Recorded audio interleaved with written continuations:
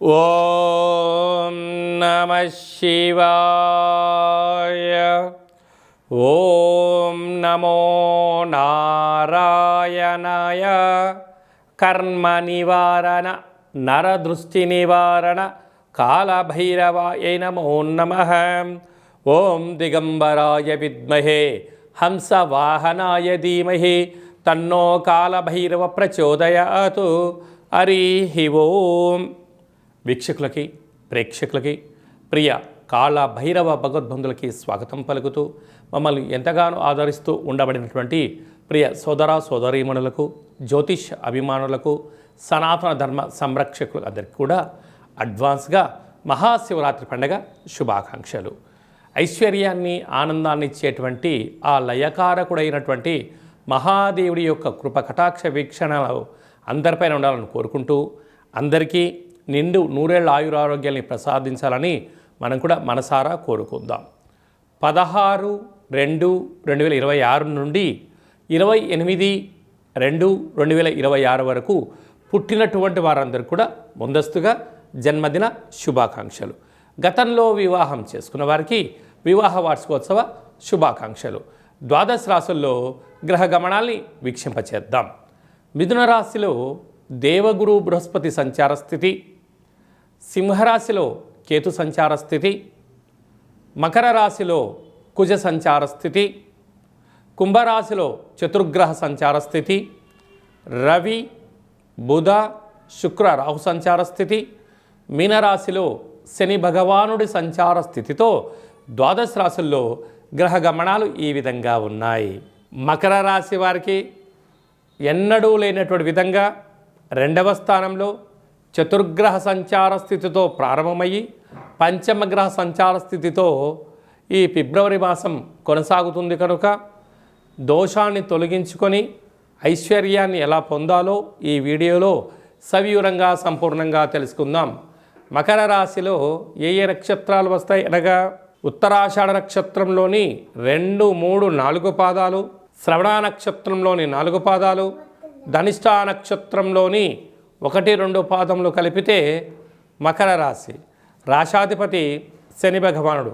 రాశిలోనే కుజుడు సంచారం చేయడం వలన, కుజదోష ప్రభావం కలడం వలన చిన్న చిన్న విషయాలకు కోపతాపాలు, ఆవేశాలు, నన్ను ఎవరు పట్టించుకోవట్లేదు, నాకు ఎవరు విలువ ఇవ్వట్లేదు, అంతా నాకు తెలుసు, నా గురించి ఎవరు గొప్పగా చెప్పట్లేదు, నాకు పొగడ్తలు కావాలి అని మీ మనసులో చాలా ఉంటుంది.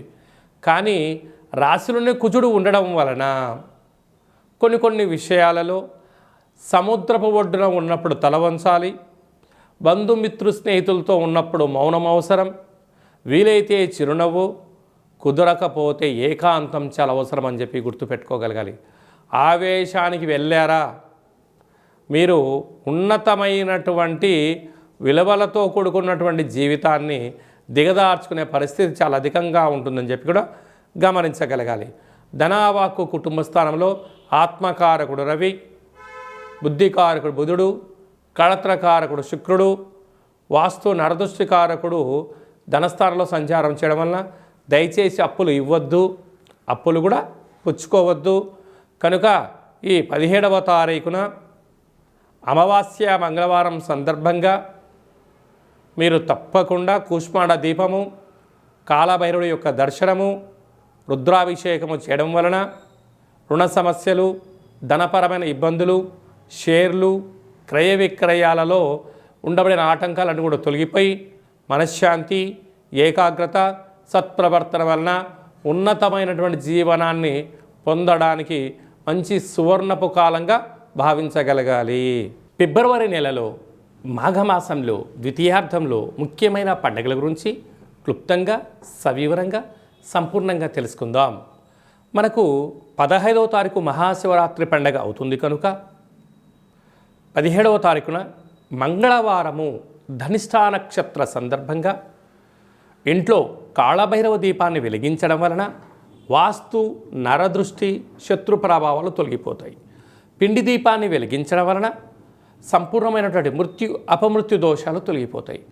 కొబ్బరి నూనెతో కలిపినటువంటి పిండి దీపాన్ని పెట్టడం వలన ఐశ్వర్యం ఆనందం కలుగుతుంది. అంటే ఎన్నడూ లేనటువంటి విధంగా మంగళవారం ధనిష్ఠా నక్షత్రంతో కూడుకున్న అమావాస్య కనుక చాలా మహిమాన్వితమైనటువంటి అమావాస్యగా భావించగలగాలి. అనగా శని యొక్క ప్రభావాన్ని, అంగారకుడి యొక్క ప్రభావాన్ని తొలగించుకోవడం కోసం చేసేటువంటి ఏ చిన్న పూజ అయినా, స్మరణ, ధ్యానము, ఆసనం వలన అద్భుతమైన ఐశ్వర్యం, ఆనందం కలుగుతుందని చెప్పి కూడా గమనించగలగాలి. 24/2/2026న పాల్గొన మాస శుద్ధ అష్టమి. అష్టమి అనగానే అష్టకష్టాలు పోగొట్టుడు కోసము చేసేటువంటి కార్యక్రమం అని చెప్పి గమనించాలి. కనుక పాల్గొన మాసంలో అంటే తెలుగు సంవత్సరాలలో చివరి అష్టమి, అంటే బహుళాష్టమి ఉండినను శుక్లపక్షంలో వచ్చే అష్టమి కనుక మనము కాళభైరవ స్వామి యొక్క స్మరణ, ధ్యానము, పూజ, ఆసనం, అష్టకాన్ని వినడం వలన సకల అష్టకాష్టాలను నేను కూడా ఈ సంవత్సరంలో వాటికి ముగింపు పలుకొని రాబోయే కాలంలో అష్టైశ్వర్యాలకు స్వాగతం పలికేటువంటి అష్టమిగా భావించగలగాలి.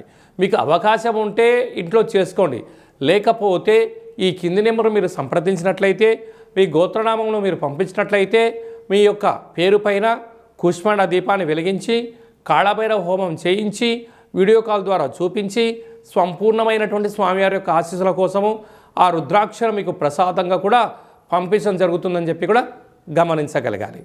అలాగనే మీ వ్యక్తిగత జాతకం తెలుసుకోవాలనుకుంటున్నారా? మీ పుట్టినటువంటి తేదీ, నెల, సంవత్సరం, మీరు పుట్టినటువంటి సమయము, మీ పేరు రాసి ఈ కింది నెంబర్కు వాట్సాప్ పంపించగలిగినట్లయితే 100 సంవత్సరాల జాతకాన్ని రాసి పంపించి మీరు పుట్టినప్పుడు గ్రహ గమనాలు ఎలా ఉన్నాయి, ప్రస్తుతం ఎలా ఉంటున్నాయి, రాబోయే కాలంలో ఎలా ఉంటున్నాయో సవివరంగా సంపూర్ణంగా తెలియజేయడం జరుగుతుందని చెప్పి గమనించాలి. అలాగనే చాలామందికి పుట్టినటువంటి కాల సమయంలో డేట్ ఆఫ్ బర్త్లో లేనటువంటి కారణం వలన మీ పేరు యొక్క మొదటి అక్షరాన్ని అనుసరిస్తూ రాశిని తెలియచేస్తూ రాశి యొక్క గ్రహ గమనాలను తెలియచేస్తూ భూత భవిష్యత్ వర్తమానాన్ని రమణ శాస్త్రం ద్వారా అనగా గవళ ద్వారా కాళభైరవ ఉపాసన చేత తెలియజేయడం జరుగుతుంది. కనుక ఈ కింది నెంబర్ సంప్రదించి అపాయింట్మెంట్ తీసుకొని సంప్రదించగలరు. అలాగనే మాఘమాసంలో మహాదేవుడి యొక్క ఆశీస్సులు, పాల్గొన మాసంలో సకల దేవతల యొక్క ఆశీస్సులు ఉండాలి అన్నట్లయితే ఈ యొక్క పాత్ర కంచు పాత్ర, కాళభైరవ స్వామివారి యొక్క పూజ చేసినటువంటి పాత్ర ఒక్కసారి ఇలా శబ్దం చేస్తే ఓంకార శబ్దం రావడం జరుగుతుంది, గమనించండి.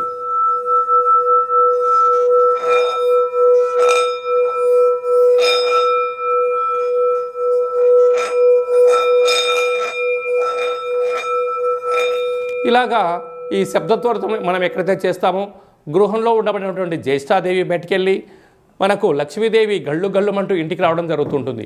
ఈ అక్షయ పాత్ర, కాళభైరవ పూజ చేయించడం జరుగుతుంది.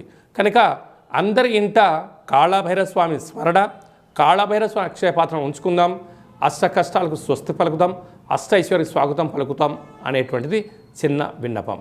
అందరికీ శుభాన్ని, జయాన్ని, ఐశ్వర్యాన్ని, ఆనందాన్ని ప్రసాదించాలని మనసారా కోరుకుంటూ ఆశీర్వచనం. శతమానం భవతి శతాయు పురుష సతేంద్రియ ఆయుష్యేవేంద్రియే ప్రతిష్టతే ధనం ధాన్యం బహుపుత్రలాభం శత సంవత్సరం దీర్ఘమాయు సర్వే జనా సుఖినో భవంతు లోకా సమస్తా సుఖినో భవంతు సర్వం పరమేశ్వరార్పణమస్తు. హరి ఓం.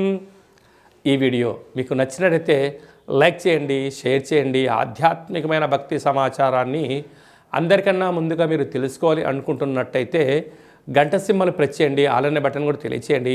ఈ భక్తి సమాచారాన్ని, భగవంతుడి యొక్క ఆధ్యాత్మిక కార్యక్రమాన్ని భగవద్బంధులకు, మిత్రులకు చేరవేయండి.